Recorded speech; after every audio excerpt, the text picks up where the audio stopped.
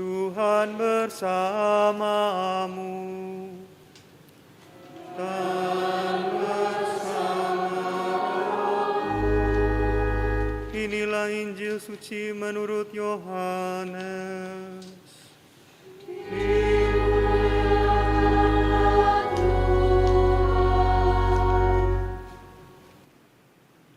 Sekali peristiwa, ketika Yesus sedang berjalan lewat, ia melihat seorang yang buta sejak lahirnya. Yesus meludah ke tanah dan membuat lumpur dengan ludah itu, lalu mengoleskannya pada mata orang buta tadi dan berkata kepadanya, "Pergilah, basuhlah dirimu di kolam Siloam."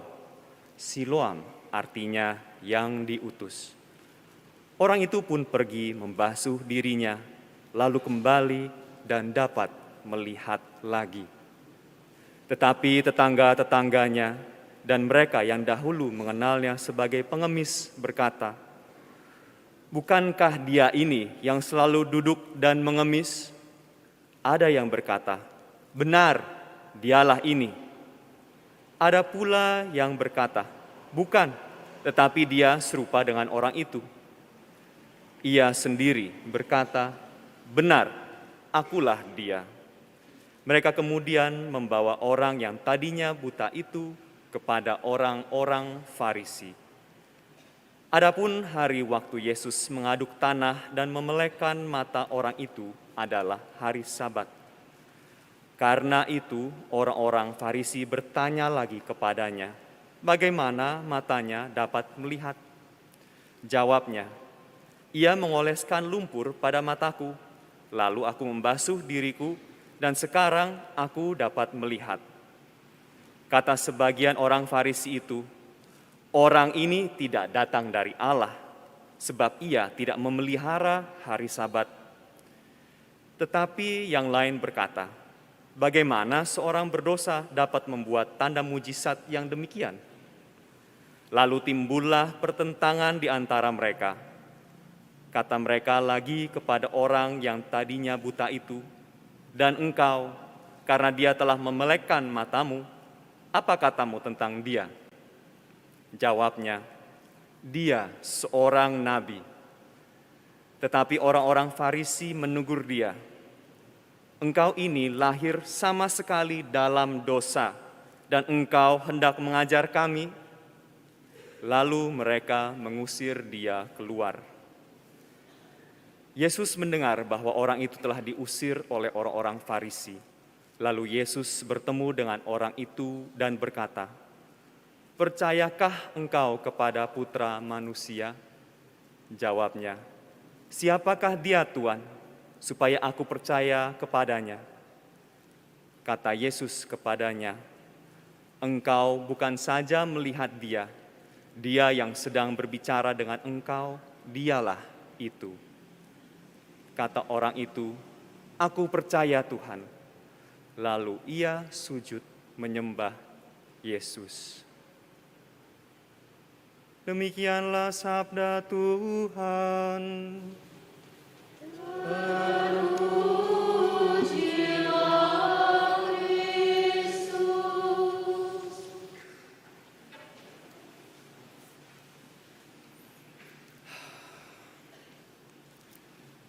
Bapak, Ibu, Romo, Suster, Bruder, teman-teman semuanya, selamat sore berkah dalem.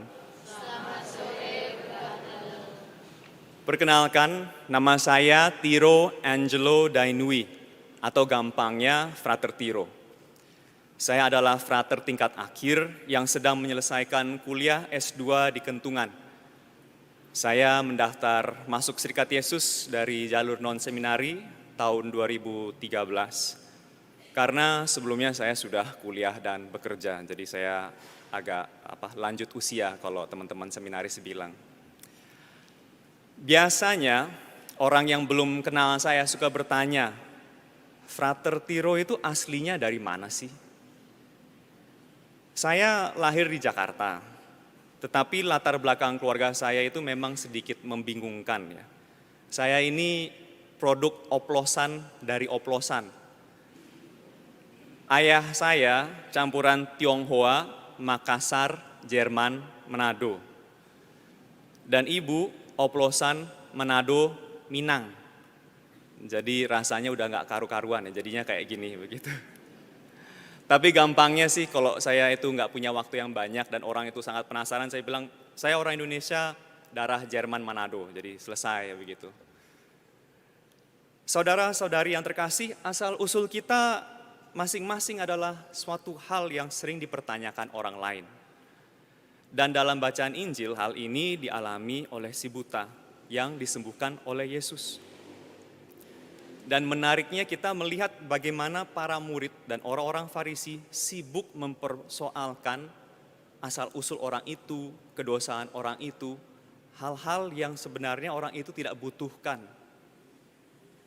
Para murid Yesus mengira bahwa kebutaan orang ini disebabkan oleh dosa, entah dilakukannya sendiri atau oleh orang tuanya. Sedangkan orang-orang Farisi mempermasalahkan Yesus yang bekerja di hari Sabat. Karena menurut mereka bekerja pada hari Sabat, meskipun pekerjaan itu adalah menyembuhkan, itu adalah tindakan yang melanggar perintah Allah.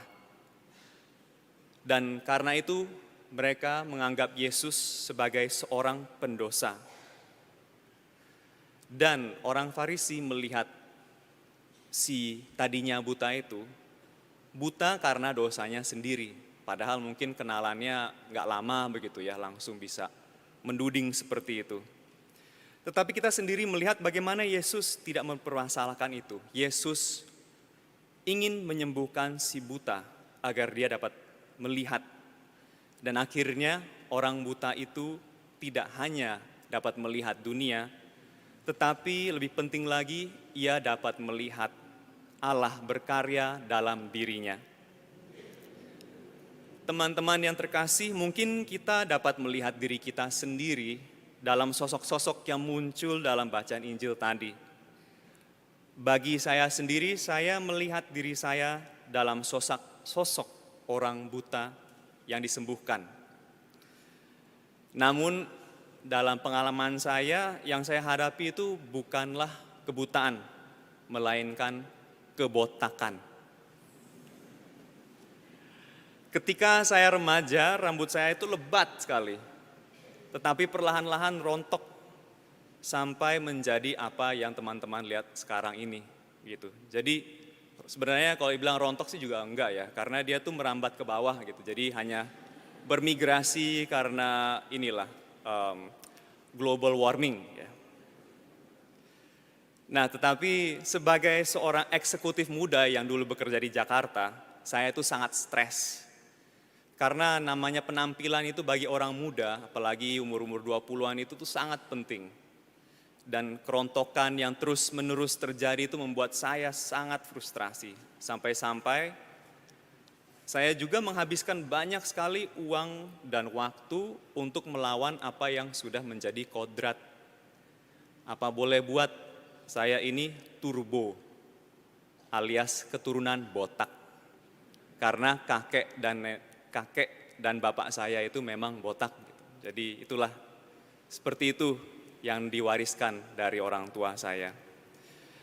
Namun proses menerima kekurangan rambut ini itu tidak mudah dalam hidup saya.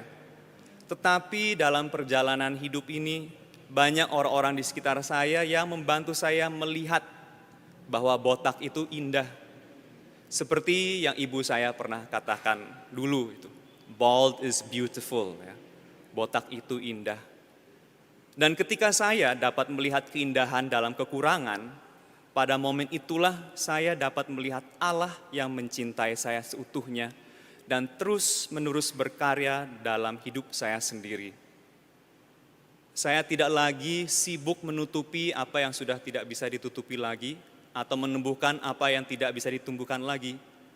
Dunia saya menjadi lebih luas. Dan Allah hadir dalam kata-kata orang lain yang membantu saya untuk mencintai diri saya sendiri. Teman-teman yang terkasih, mungkin sebagian besar dari hidup kita itu digunakan untuk bergulat dengan aneka kekurangan yang ada dalam diri kita. Ada hal-hal yang bisa diperbaiki, Tetapi ada juga yang sulit diperbaiki, dan hal-hal seperti inilah yang kita itu kadang suka sibuk menghabiskan waktu menyembunyikannya karena kita malu. Bahkan kita sendiri itu malu menyembunyikannya dari orang lain, tetapi juga menyembunyikannya dari Tuhan. Namun dalam bacaan pertama kita diingatkan bahwa bukan yang dilihat manusia yang dilihat Allah. Manusia melihat apa yang di depan mata, tetapi Tuhan melihat hati. Dalam Injil, Yesus bekerja secara konkret menyembuhkan si buta agar dapat melihat. Dan kita pun bisa seperti Yesus yang membantu orang lain untuk melihat terang kasih Allah dalam dirinya masing-masing. Maka dari itu mungkin kita bisa mulai melatih diri untuk menahan komentar dan pendapat kita jika kita melihat kekurangan fisik yang ada pada diri orang lain. Karena kita pun pastinya sedang berjuang menghadapi kekurangan kita. Semoga dalam masa Prapaskah ini kita semua dapat semakin memancarkan kasih Allah yang nyata di dalam kehidupan dan lingkungan kita masing-masing.